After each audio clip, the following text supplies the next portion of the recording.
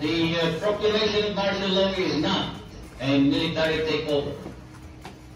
I, as your duly elected President of the Republic, use this power, which may be implemented by the military authorities, but still is a power embodied in the Constitution to protect the Republic of the Philippines and our democracy.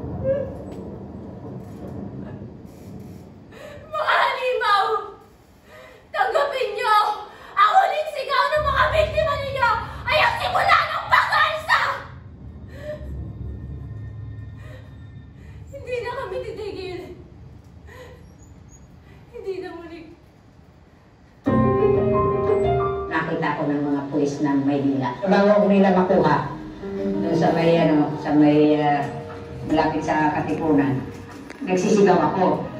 Sabi ko ako, si country din ng South Pantol Organization, tinugabi ako ng mga pulis.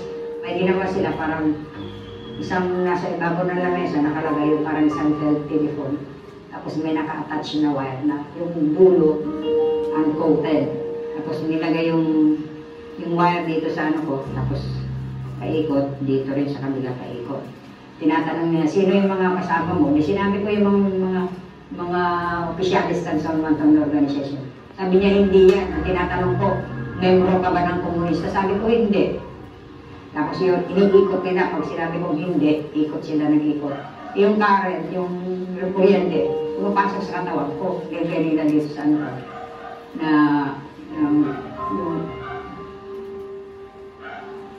yung wire, nilagay na nila dito sa ano ko. Tapos ganon din ang tinatanong. Pinipilit nila ako na membro ako. Hindi maaalis sa akin. Yung ginawa sa akin. Dahil tao naman ako, bakit ganyan ang ginawa nila? Ihayop nga, dapat hindi gawin na ganyan. Pero tao. Kaya sabi ko nga, si Marcos hindi tao. Gusto ko malaman ng ibang tao na hindi maganda ang batas militar.